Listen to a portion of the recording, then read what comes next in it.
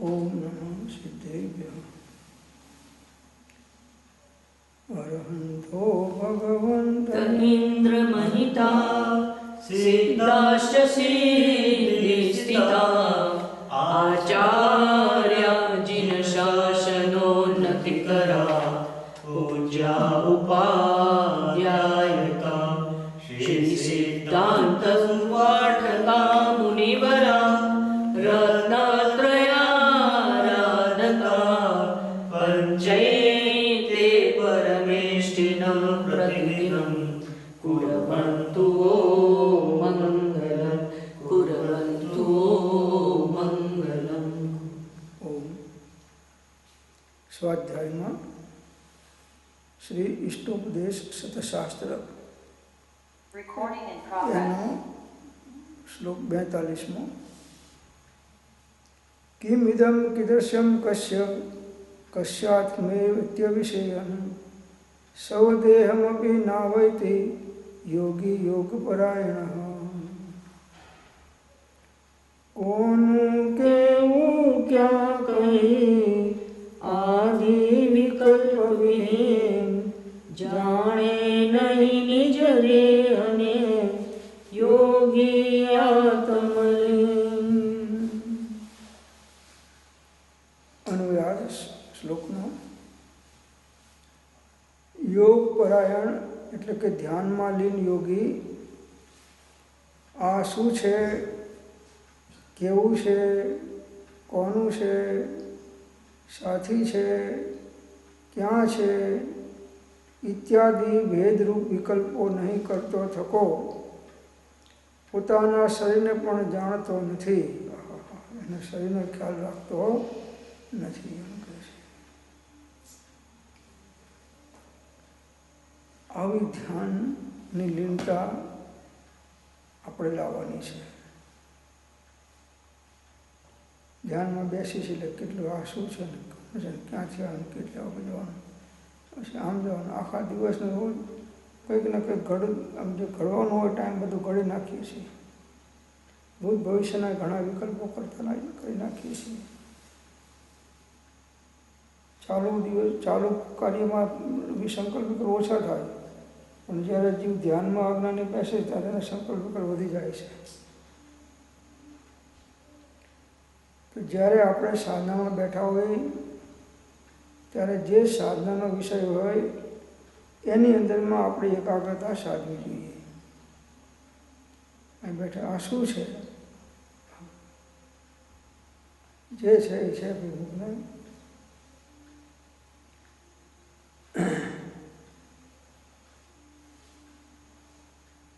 કેવું છે, કોનું છે, સાથી છે, કેમ છે, ક્યાં છે, આવા અનેક પ્રકારના ભેદરૂપ વિકલ્પો અજ્ઞાની કર્યા કરે છે। સામાયિકમાં ધ્યાનમાં યોગીની વાત છે તો એ આમાં કંઈ શરીરનો પણ ખ્યાલ રાખતા નથી એવા યોગીઓની વાત કરે છે કે આવા વિકલ્પો યોગીઓને આવતા નથી। જે સાચા યોગી સાચો ધ્યાનસ્થ થાય છે એને નિર્વિકલ્પતાની અંદરમાં કોઈ પણ પ્રકારના વિકલ્પો આવતા નથી। આ યોગીની વાત ચાલે છે।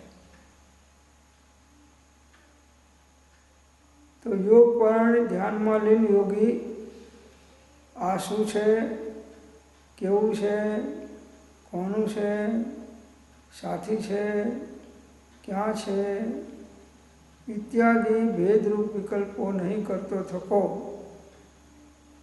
બસ અભેદ દ્રષ્ટિની અંદરમાં ભેદના વિકલ્પો હોતા નથી। એ દશાવાળા જીવનું કામ છે।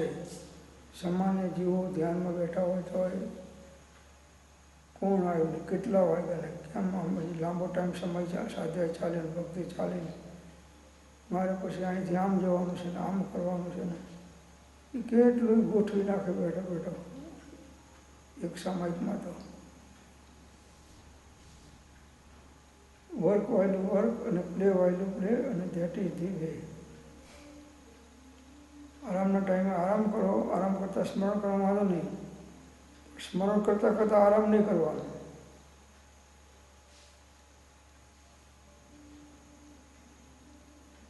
એવી આપણી સાધના થવી જોઈએ કે હું શરીર છું. અમે બહુ ધ્યાન કરીને જોઈએ છીએ ત્યારે અમને માંડ અમને એમ જણાય છે કે અમે દેહધારી છીએ. યોગી પોતાના શરીરને પણ જાણતો નથી. પ્રથમ દેહ દ્રષ્ટિ હતી તેથી ભાષ્યો દેહ, હવે દ્રષ્ટિ થઈ આત્મામાં તો ગયો દેહથી. આવી આત્મદ્રષ્ટિ આપણે કરવાની છે. એ વખતે કોઈ વિકલ્પ નહીં. સામાયિક લઈને સ્વાધ્યાય કરો, કોઈ વિકલ્પ નહીં. સ્વાધ્યાયના વિષયના ચિંતન મનન નિધિધ્યાસન થવા જોઈએ.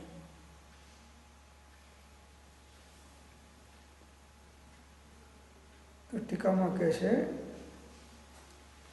કે આ અનુભવમાં આવતું આધ્યાત્મિક તત્વ શું છે, અંતસ્તત્વ શું છે, આત્મા કેવો છે,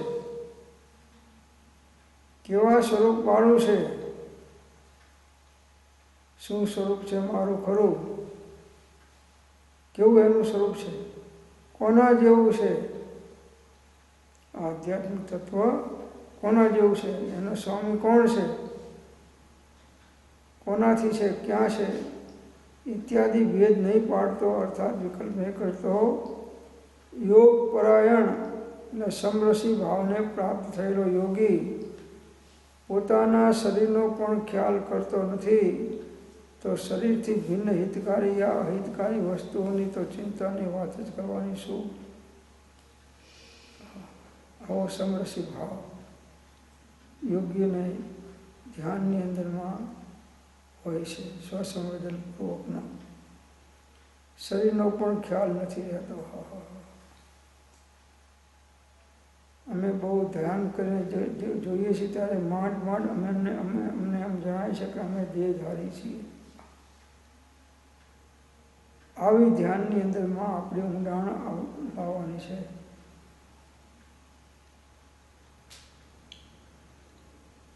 ઉપયોગને એકાગ્ર કરવો કોઈ પણ એક વિષયમાં, એ એકાગ્ર ચિંતા નિરોધો ધ્યાનમ. આપણે તો શતાવધાની કરતાં હજારો અવધાની છીએ. એક થોડા ચિંતન મનન કે શ્લોકના વાંચનમાં બેઠા હોય એમાં કેટલાય વિકલ્પો ચાલતા હોય છે. યોગી તો પોતાના શરીરનો પણ ખ્યાલ રાખતો નથી. એવો આત્માકાર ઉપયોગ થઈ જાય છે. ઉપયોગને તમે નવરો રાખશો તો એના ધારેલા સબ્જેક્ટમાં ચાલ્યો જશે ને વિકલ્પો કયા કરશે.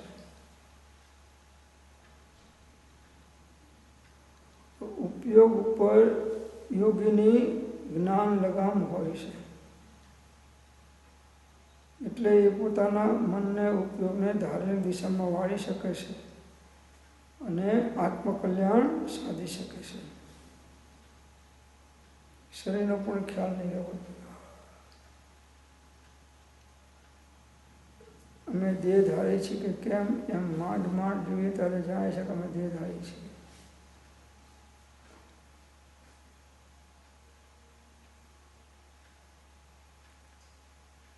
આવો ઉપયોગ, શુદ્ધો ઉપયોગ, વિતરાગ ભાવમાં ઉપયોગ કરવાનો પુરુષાર્થ આપણે કરવાનો છે. સ્વરૂપના આશ્રય થાય છે. ઉપયોગ જ્યારે સ્વરૂપના આશ્રય પ્રવર્તે ત્યારે બધું અંતર્મુખ થઈ ગયો, બધા વિકલ્પો છૂટી ગયા. ઉપજે વિકલ્પથી સમસ્ત આ સંસાર અંતર્મુખ અવલોકતા વિલય થતા. આવી અંતર્મુક્તાની સ્થિતિ કરવાની છે. કોણ શું કરે છે ને કોણ કેમ આવ્યું ને કોણ કેમ શું ના થયું ને બધું પંચાત્મકો વિકલ્પ કરવાથી કંઈ લાભ થવાનો નથી. પદાર્થનું પૂર્ણમન પદાર્થની યોગ્યતા પ્રમાણે સમયે થાય છે.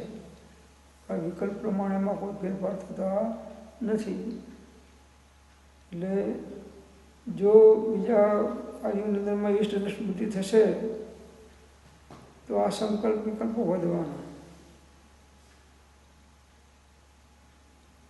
મન ઉપર જ્ઞાનની લગામ હશે તો તમે મનને ધારેલી દિશામાં વાળી અને ધ્યાનમાં સ્થિર કરી શકશો.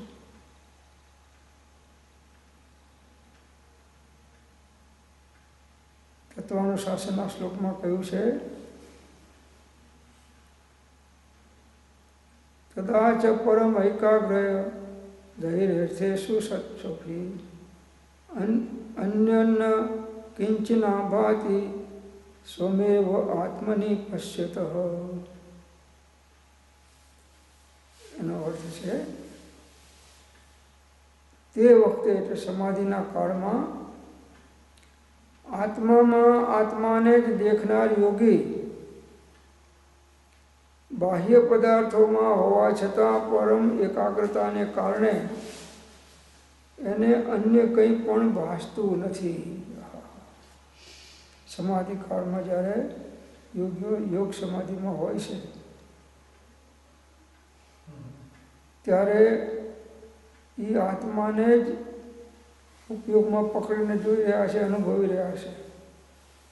ઉપયોગ એક સમયે બે કામ તો કરવાનું નથી. જ્યારે આત્માને પકડ્યો છે ત્યારે બીજા વિકલ્પો છૂટી જાય છે, અને બીજા વિકલ્પોમાં હોય છે ત્યારે આત્મા છૂટી જાય છે.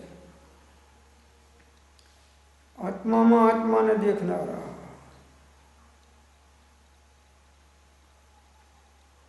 દેખનાર પણ આત્મા, દેખવાનો પણ આત્માને,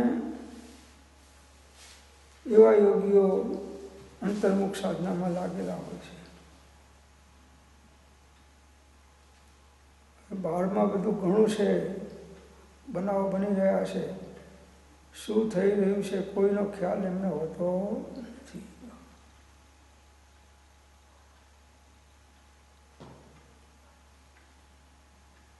આવું ધ્યાન સમાધિની અંદરમાં યોગીઓને હોય છે. આવી એકાગ્રતા, એકાગ્ર ચિંતા નિરોધો ધ્યાનમ, આવી એકાગ્રતા આત્મ ધ્યાનમાં લાવવાની છે. आत्म ध्यान करे जो को सो फिर इनमें ना आवे, वाग जाल जो सो जानो यही तत्व चित्त लावे. कहीं भाषो ना જોઈએ. જે સબ્જેક્ટમાં ઉપયોગ લાગ્યો હોય બસ એમાં જ સૂક્ષ્મ ચિંતન ચાલે, આડાવાળા બધા વિકલ્પો છૂટી જાય અને એકાગ્રતાની સિદ્ધિ થાય. એનું નામ ધ્યાન છે. ધ્યાનમાં લીન થવાનું છે. મુખ્ય અધિકારી તો યોગ્ય જ છે. ગ્રહસ્થ કોઈ અપેક્ષાએ સામાન્યપણે આત્મજ્ઞાની હોય તો ભૂમિકા અનુસાર હોય છે. ચોથા ગુણ સ્થાનકમાં ધ્યાન હોય છે, પાંચમામાં ધ્યાન હોય છે, છઠ્ઠા સાતમા અને ઉપરના ગુણ સ્થાનકમાં પણ ધ્યાન હોય છે. પણ એ બધી ધ્યાનની તરતમતાઓ અલગ અલગ પ્રકારે હોય છે. જેટલા અંતરંગ કસાયનો ભાવ થયો એટલો ઉપયોગ અંતર્મુખ થઈને વધારે દ્રઢતાથી સ્થિર થઈ શકે છે.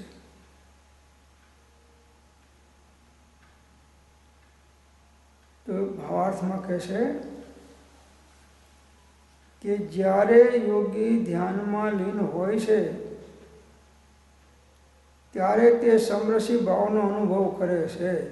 એટલે કે પોતાના નિજાનંદ સ્વરૂપનો પાન કરે છે, આત્માના આનંદનો અનુભવ કરે છે. ધ્યાનમાં હોય છે ત્યારે એ સમરસી ભાવ છે.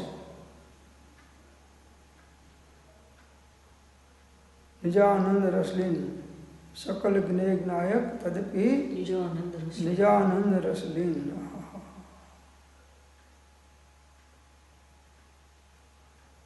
આ વાત સાંભળીએ છીએ ને કહીએ છીએ તો આપણને આટલી મસ્તી આવી જાય છે. તો જે નિજાનંદમાં રહેતા હશે એવા યોગીઓની આત્માની મસ્તી કેવી હશે એના ઉપર જો ચિંતન કરીએ તો આપણો ઉપયોગ પણ એ ભાવમાં રંગાયા વગર રહેતો નથી. નિજાનંદ નિજાનંદ નિજનાથ નિરખવા પરભાવોને તજીએ રે નિજાનંદ નિજનાથ નિરખવા.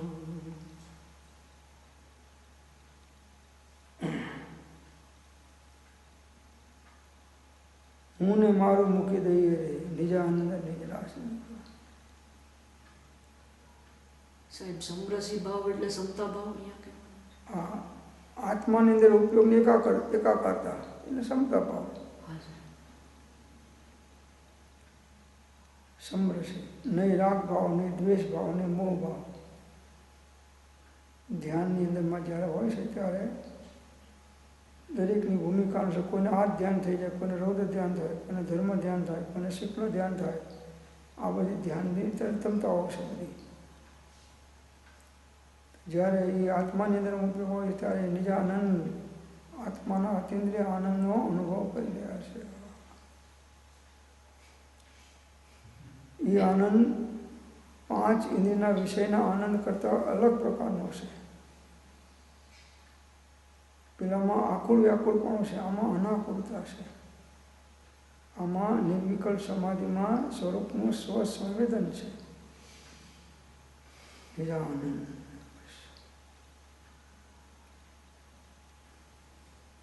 આ દ્રષ્ટિ કરવી હોય તો કોણ શું કરે છે ને કોણ આવ્યું ને કોણ ગયું ને આનું આમ થયું તો સારું, આનું આમ ના થયું સારું, એ બધા વિકલ્પોને જેટલી તમે પુષ્ટિ આપશો તો બધું નિજાનંદની અંદરમાં બાધક થશે.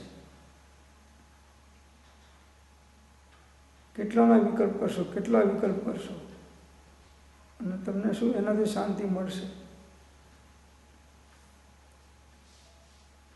ધ્યાન રાખે કે આ મોડા આવ્યા, સ્વાધ્યાયમાં બેઠા હતા, પાછળથી આવ્યા. તારે શું પાછળથી આવ્યા તો શું વાંધો છે, ના આવ્યા તો શું વાંધો છે, ને વહેલા આવ્યા તો શું વાંધો છે. પણ ટેવ પડી ગઈ હોય છે, જે આજુબાજુમાં કંઈક નિમિત્તમાં બનાવો બનતા હોય છે એના જ વિકલ્પો ચાલે. એક મૂકીને બીજું, બીજું મૂકીને ત્રીજું. હાલ્યા મનુભાઈ હાલ્યા રે, સંકલ્પોનું લારું લાગ્યું, અવળા માર્ગ હાલ્યા રે, સંકલ્પોનું લારું લાગ્યું. સંકલ્પને વિકલ્પમાં નિજાનંદની રસની જે અંદરમાં મસ્તી છે એને જીવ ખોઈ નાખે છે. જ્યારે આત્માના સ્વભાવ સ્વરૂપનો અનુભવ હોય એ વખતે તત્વ સંબંધી તે શું છે, ક્યાં છે ઇત્યાદિ સંકલ્પ વિકલ્પોથી યોગીઓ રહિત હોય છે. અનુભવ બસ. अनुभव चिंतामणि रसन रतन, अनुभव है रसकूप, अनुभव मार्ग मोक्ष को, अनुभव मोक्ष स्वरूप.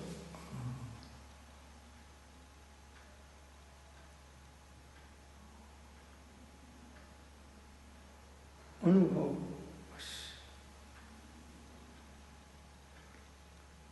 संकल्प विकल्प जाए अनुभव में ત્યારે એને સાચો અનુભવ થયો કહેવાય. અનુભવમાં સ્વસંવેદનતા છે.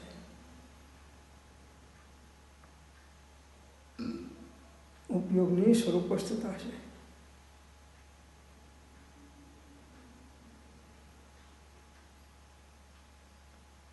આત્માના સંબંધી પણ નહીં કહે છે. ઓહો, બીજાની દુનિયાના પદાર્થોના વિકલ્પોની વાતો જવા દો, પણ આત્મ સ્વરૂપના અનુભવ કાળે તે આત્મ તત્વ સંબંધી તે શું છે, ક્યાં છે ઇત્યાદિ સંકલ્પ વિકલ્પોથી રહિત હોય છે.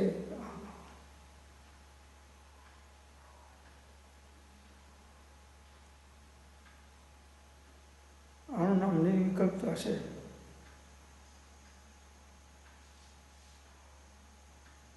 ઉપજે મોહ વિકલ્પથી સમસ્ત આ સંસાર અંતર્મુખ અવલોકતા વિલય થતો. સંકલ્પ વિકલ્પ છોડી અને નિર્વિકલ્પ થવું એ સાધના છે. બાકી બધી વ્યવહાર સાધનાઓ છે. સ્વાધ્યાય કરો, ભક્તિ કરો, સત્સંગ કરો, બીજા કોઈ સત્સાધનનો અવલંબન પ્રવૃત્તિ કરો, બધા વ્યવહાર છે. અને નિશ્ચયની અંદરમાં તો નિર્વિકલ્પતા છે. અનુભવની અંદરમાં બહુ ઉપયોગને ભમાવવો નહીં સંકલ્પ વિકલ્પોમાં, એમ કહે છે. કોઈ બન્યું તો તમને શું લાભ કે નુકસાન છે, કંઈક ના બન્યું તો તમને શું લાભ કે નુકસાન છે. એના વિકલ્પોમાં તમે તમારો નિર્વિકલ્પ સ્થિતિને ધક્કો વગાડી દો છો. અને આ 24 કલાક ચાલતું હોય છે પાછું. કંઈક ને કંઈક નિમિત્તો આવે, ઉદય આવે, બહારમાં બનાવો બને, એની અંદરમાં આપણો ઉપયોગ લાગેલો જ રહેશે. સમસ્ત જગત પર વસ્તુ અને પરભાવમાં વહ્યું જાય છે. મોટા મોટા સાધકો વહી જાય છે. તો આત્મ સ્વરૂપના અનુભવ કાળે તે આત્મ તત્વ સંબંધી તે શું છે, ક્યાં છે ઇત્યાદિ સંકલ્પ વિકલ્પોથી એ યોગી રહિત હોય છે. જ્યારે ધ્યાનમાં લીન હોય છે ત્યારે આ નિર્વિકલ્પ દશામાં તેને પોતાના શરીર તરફનો પણ ઉપયોગ થતો નથી. ગત સુકુમારનું આ ધ્યાન હતું કે માથે સગડી મુકાણી અને દેહ ભળભળ ભળે છે. એ વખતે પણ એમનો ઉપયોગ દેહમાં કે અગ્નિ બળે છે એના દુઃખમાં નથી. એ વખતે પણ એમનો ઉપયોગ આત્માના અતિન્દ્રિય આનંદને વિધિ રહ્યો છે અને આત્માની અંદરમાં લીન છે. નહીં તો એને અંતર્મુહૂર્તમાં કેવળ જ્ઞાન થાય નહીં, એને કેવળ જ્ઞાન થયું છે. તો ઉપયોગ જ્યારે આવો આત્મામાં નિર્વિકલ્પના સ્થિર થયો હોય તો જ એ કેવળ જ્ઞાનનો અધિકારી બની શકે છે. કેવળ નિજ સ્વભાવનું અખંડ વર્તે જ્ઞાન, કહીએ કેવળ જ્ઞાન તે દેહ છતાં નિર્વાણ. એટલે બીજી પંચાયતોમાં ઉપયોગ ના જાય એનું ખાસ ધ્યાન રાખવાનું, એને ટેવ પાડતા જવાની. ધીમે ધીમે ધીમે તો બધું બંધ થઈ જશે. આને આમ કેમ કર્યું, આને આમ કેમ ના કર્યું, આનું આમ થયું તો સારું હતું, આનું આમ ના થયું તો સારું છે ને. ઘણા વિકલ્પો, ઘણા શરીરના અંગેના વિકલ્પો, ઘણા કુટુંબની અંદરમાં વિકલ્પો, ઘણા બહારના વ્યવહારમાં ઉપયોગ વિકલ્પો ઘણા. 24 કલાક જીવ મનુષ્યની વાત છે મુખ્યપણે એ અજ્ઞાની સંકલ્પ વિકલ્પોની અંદરમાં જ એનો ઉપયોગ રમતો હોય છે. નિર્વિકલ્પ થઈ શકતો નથી. આ નિર્વિકલ્પ દશા મોક્ષ માર્ગમાં કાર્યકારી છે.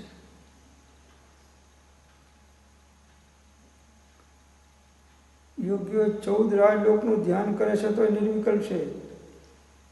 સ્વર્ગનું ધ્યાન કરે, નરકનું ધ્યાન કરે, મધ્યલોકનું ધ્યાન કરે, 84 લાખ યોનિના જીવોનું ધ્યાન કરે તો પણ એનો ઉપયોગ એકાગ્ર છે નિર્વિકલ્પતામાં.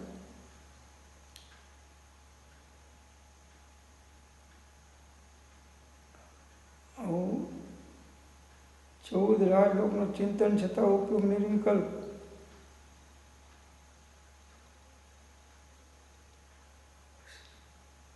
એક જ વિષયની અંદરમાં ઉપયોગને સ્થિર કરવાનો પ્રયાસ છે. સોહમ સોહમ સોહમ સોહમ સોહમ સોહમ ચાલ્યા જ કરે, ચાલ્યા જ કરે, ચાલ્યા જ કરે એકાગ્રતાપૂર્વક.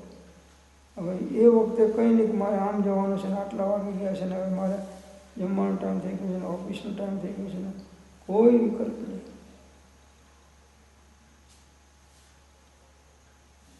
આવી સાધનામાં આવવાનું છે આપણે બધાએ.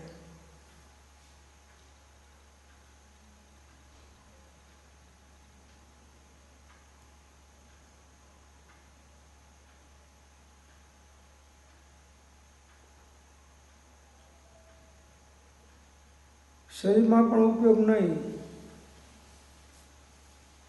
શરીરમાંથી પણ ઉપયોગને ખેંચીને આત્મામાં લગાડ્યો છે. મનમાંથી પણ ઉપયોગને ખેંચીને આત્મામાં લગાડ્યો છે. વાણીમાંથી પણ ઉપયોગને ખસેડીને આત્મામાં લગાડ્યો છે. બધેથી ખસેડીને ઉપયોગને આત્મામાં લગાડ્યો છે. એનો નિર્વિકલ્પ દશામાં આ શરીર પ્રત્યે પણ ઉપયોગ જતો નથી.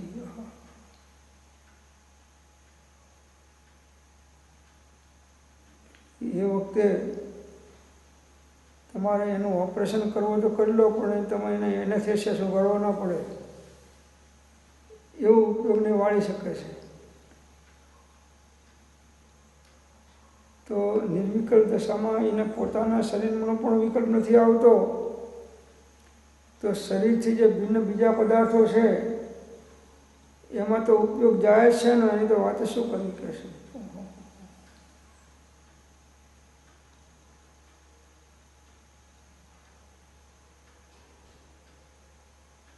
એટલે ઉપયોગને ભમાવવાનું બંધ કરતા શીખવાનું છે. આ સાધના કરવાની છે.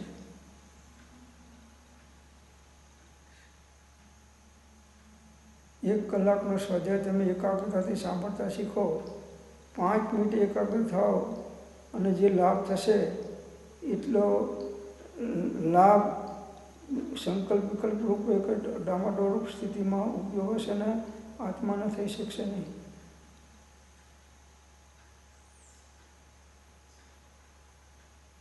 ઉપયોગ તે ધર્મ. કયો ધર્મ કીધો? ઉપયોગ તે ધર્મ. શુદ્ધો ઉપયોગ તે ધર્મ.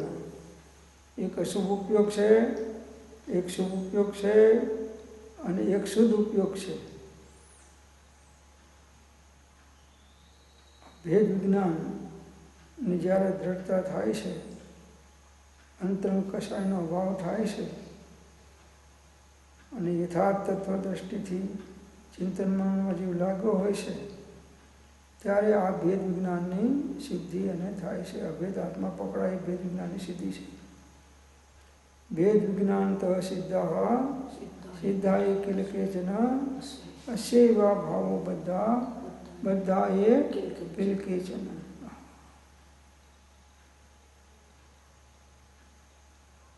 આવી એકાગ્રતા રાખવાની છે. કોણ શું કરે છે, વિકલ્પો છોડો, બધા ફાયદો શું છે.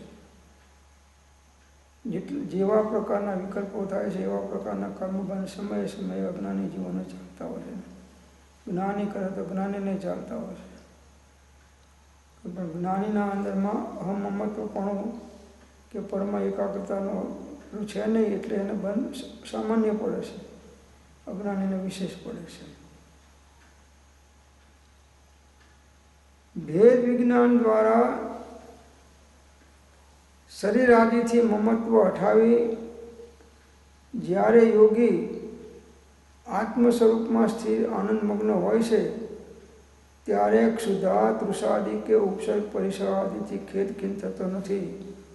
એમ સમાધિ શ્લોકમાં સ્વતંત્રમાં 34મા શ્લોકમાં કહ્યું છે કે આત્મા અને દેહના ભેદ વિજ્ઞાનથી ઉત્પન્ન થયેલા આહ્લાદથી આનંદથી જે આનંદિત છે, આનંદિત છે, તે યોગી તપ દ્વારા ભયાનક દુષ્કર્મને ભોગવતો હોવા છતાં ખેદ પામતો નથી.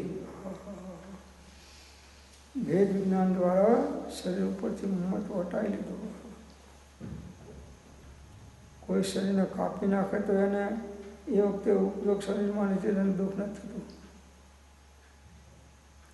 આવી ઉપયોગની સ્થિરતા આત્માની અંદરમાં કરવાની છે.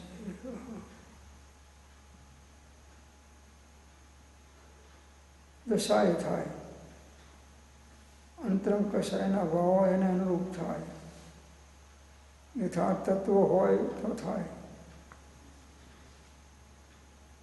ભેદ દ્વારા અભેદમાં જવાનું છે. ભેદના વિકલ્પો છોડી અને અભેદમાં નિર્વિકલ્પણો થાય, આ અંતર્મુક્તાની સાધના કરવાની છે. ભેદ વિજ્ઞાન તવ સિદ્ધા એ કિલ કેચન અસ્યૈવ ભાવો બધા એ કિલ કેચન. જેટલા જીવો મોક્ષ ગયા છે તેવા ભેદ વિજ્ઞાનના પ્રતાપથી જ ગયા છે, અને જેટલા જીવો સંસારમાં રખડી રહ્યા છે એ ભેદ વિજ્ઞાનના અભાવના કારણે રખડી રહ્યા છે. ભેદ વિજ્ઞાન દ્વારા શું કરવાનું? શરીરમાંથી મમત્વ હટાવવાનું. આ મારું છે ને હું શું. પરમાં અહમમત્વપણું થાય તો અનંત સંસાર વધે છે, અને સ્વમાં અહમપણું આવે તો અનંત સંસાર તૂટે છે. તો શરીર ઉપરથી પણ મમત્વ હટાવવાનું છે. ભયંકર ઠંડીમાં ને ગરમીમાં યોગીઓ ધ્યાનમાં બેઠા હોય છે તો એને ગરમીના કે ઠંડીના વિકલ્પો હોતા નથી. જેઠ તપે રવિ આકરો સુકે સરોવરની શૈલ શિખર મુનિ તપ તપે દાજે નગન શરીર તે ગુરુ મેરે મન બસો તે ગુરુ મેરે પૂર બસો પાવસ રેન ડરાવની બરસે જલધર ધાર તરુતલ નિવસે તબયતી બાજે ઝંઝાવ્યા તે ગુરુ મેરે મન બસો વિધિ દુર્ધર તપ તપે તીનો કાલ મંજા લાગે સજ સ્વરૂપ में तन सो ममत निवार ते गुरु मेरे मन बसो.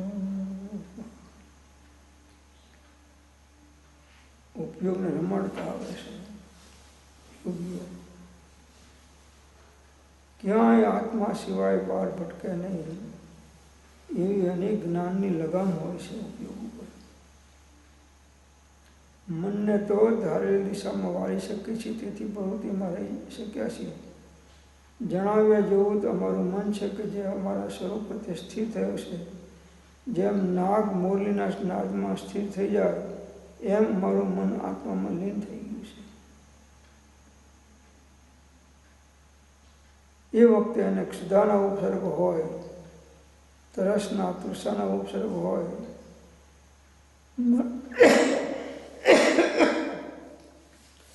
ગમે તે પ્રકારના મરણાદ ઉપસર્ગો ચાલતા હોય એ ખેદખીન થતા નથી. આનંદમાં રહેવાનો બસ आप स्वभाव में रहे अबदू सदा मगन में रहना जगत जीव है कर्माधीना अचरज कछु न लेना आप स्वभाव में रहे अबदू सदा मगन में रहना. आनंद मानो बस. દેહ આત્મા અને દેહ જુદા છે આવું જેને ભેદ વિજ્ઞાન થાય છે એની અંદરમાં જે આહ્લાદતા આવે છે, આનંદ આવે છે, એ આનંદિત થાય છે. એ યોગીઓ આવા તપ અનેક પ્રકારના 12 પ્રકારના તપ, 6 પ્રકારના અભ્યંતર મુખ્ય ધ્યાન, એ તપ દ્વારા ભયાનક દુષ્કર્મને ભોગવતો હોવા છતાં ખેદ પામતો નથી. વર્ણાંત ઉપસર્ગ પરિસરમાં પણ એને ખેદ ખિન્નતા થતી નથી, સંકલેશતા આવતી નથી. આવો આત્માકાર ઉપયોગ કરવાનો છે. આત્મભાવના ભાવ તાજી રહે કેવું જ્ઞાન. આત્માનો ઉપયોગ આત્માકાર થાય એ જ આત્મધર્મ છે. આત્માનો ઉપયોગ આત્માકાર થાય એ જ આત્મધર્મ છે. બાકી બધા વ્યવહાર ધર્મો છે.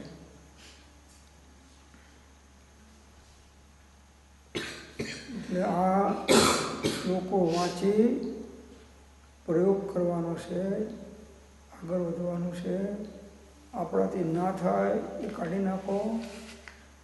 આપણે જેવા યોગીઓનો આત્મા છે એવો જ આપણો આત્મા છે. પણ અત્યાર સુધી અજ્ઞાનથી સંસ્કારો પડેલા છે, રાગ દ્વેષ મોહના, એના કારણે એનું જે વીર્ય ભભકવું જોઈએ એ ભભકતું નથી. પણ ધીમે ધીમે ધીમે ધીમે ધીમે એની સમ્યક દ્રષ્ટિ થતી જાય, તત્વનો યથાર્થતા આવતી જાય, જ્ઞાનીની આજ્ઞાને અનુરૂપ એ સાધનામાં લાગી જાય તો ક્રમે કરીને છેક કેવો જ્ઞાન સુધીની એને લબ્ધિઓ પ્રાપ્ત થઈ શકે છે. દરેક આત્માની શક્તિ તો છે, એને વ્યક્ત કરવાની છે.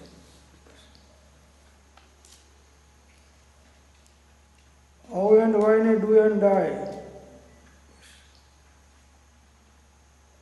આ ધ્યાનમાં કે શુક્લ ધ્યાન ના થાય, કેમ ના થાય? શુક્લ ધ્યાન કરીશ. શુક્લ ધ્યાનનો ભાવ કરશો તો ધર્મ ધ્યાન થશે. અને ના થાય સાહેબ તો ચોથા ગુણ સ્થાનકવાનું થાય, અમને ના થાય તો ભાઈ એ પહેલા ગુણ સ્થાનકમાં આગળ નહીં જાય. નબળી વાત સાધનામાં કરી તો એનું જે વીર્ય ભપકવું જોઈએ એની અંદરમાં અંતરાય આવી જાય અને એ કાર્યની સિદ્ધિ કરી શકે નહીં. કોઈ પણ આત્માની અંદરમાં કેવું જ્ઞાન લેવાની શક્તિ છે, મારામાં શક્તિ છે. શક્તિ અપેક્ષાએ કેવું જ્ઞાન છે, શ્રદ્ધા અપેક્ષાએ કેવું જ્ઞાન છે, મુખ્યને એના હેતુથી કેવું જ્ઞાન વર્તે છે, આ દ્રષ્ટિ રાખવાની છે. પૂર્વે બાંધ્યા છે કર્મ ઉદયમાં તો દરેકને આવવાના છે. જુદા જુદા પ્રકારના વિચિત્ર જ્ઞાની કે અજ્ઞાની જન સુખ દુઃખ રહિત ન કોઈ જ્ઞાની વેદે ધૈર્યથી અને અજ્ઞાની વેદે. કોઈ પણ બનાવની અંદરમાં આપણું મન અસ્તવ્યસ્ત ના થવું જોઈએ. બસ ક્યારે થશે? તત્વની યથાર્થ દ્રષ્ટિથી બનાવની ખતવણી કરશો ત્યારે. અને એ સાચી દશા વગર થઈ શકશે નહીં. સાચી દશા હશે તો જ થશે. અંતરંગતાની દશાને વધારવાનો પુરુષાર્થ કરો. તત્વની શ્રદ્ધા મજબૂત કરો. તો જેની તત્વની શ્રદ્ધાની યથાર્થતા હશે એ સાચા ધ્યાનનો અધિકારી થઈ શકશે, બીજા નહીં. અન્ય દર્શનોમાં પણ હઠયોગીઓ ઘણી સમાધિ લગાડે છે, પણ એ હઠ સમાધિ છે, સહજ સમાધિ નથી. એટલે જે આત્માના અતિન્દ્રિય આનંદનો અનુભવ આવો જે આનંદ એ અમને આવતો નથી. પણ કસાયની મનતાના કારણે અમુક પ્રકારની શાંતિ એને આવે, પણ જે આત્માનો અતિન્દ્રિય સાચો આનંદ આવવો જોઈએ એ અજ્ઞાનીને આવી શકે નહીં. મિથ્યા દૃષ્ટિનું ધ્યાન એ ક્યારેય પણ મોક્ષ માર્ગનું કારણ થતું નથી, ગમે તેવું કરે તો. પહેલું સમ્યક દર્શન, એની સાથે સમ્યક જ્ઞાન, અને પછી ધ્યાન એટલે સમ્યક ચારિત્ર. એ ત્રણેયની એકતા એ મોક્ષ માર્ગ. એ ત્રણેય અભેદ પરિણામથી રે જ્યારે વર્તે તે આત્મારૂપ તે માર્ગ જેનો પામ્યો રે કેવા પામ્યો તે નિજ સ્વરૂપ એમ જ્ઞાનીઓનો બોધ છે. જ્ઞાનીને વ્રત આદિના આચરણનો વિકલ્પ એ શુભરાગ છે. જ્ઞાનીઓને પણ વ્રતના આચરણનો વિકલ્પ થાય શુભરાગ છે. જો મહાવ્રતના વિકલ્પો થાય, આવું આચરણ ઉત્તમ કરવું એ શુભરાગ છે. તેનાથી તો તેની સાથે જે આશ્રબંધ જ થાય. શુભરાગ હોય તો એની જોડે આશ્રવને બંધ થાય, પરંતુ તે કાળે જે તેની સાથે જે શુદ્ધ પરિણતિ છે, સાથે સાથે અમુક સમય પાછી શુદ્ધ પરિણતિ આવતી જાય, પાછી શુભોપયોગમાંથી પાછી શુદ્ધોપયોગમાં જાય, પાછી શુભોપયોગમાં આવે, પાછી શુદ્ધોપયોગમાં જાય. તો જ્યારે શુદ્ધોપયોગની અંદરમાં આવે તે જ નિર્જરાનું વાસ્તવિક કારણ છે. સાહેબ આ તો આગળના શ્લોકનું વાંચો છો. બીજો શ્લોક અહીં આગળ 45મો શ્લોક છે. આ તો પતી ગયો. આમાં અહીં શિષ્ય કહે છે કેવી રીતે. હા, ગુરુ કહે છે કે ધીમાન સમજ, પછી એ આ આગળની વાત લેશે.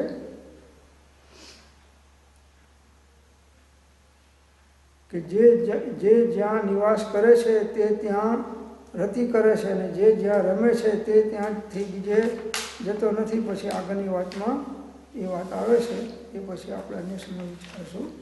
ઓમ શાંતિ શાંતિ શાંતિ. जिन वाणी के ज्ञान से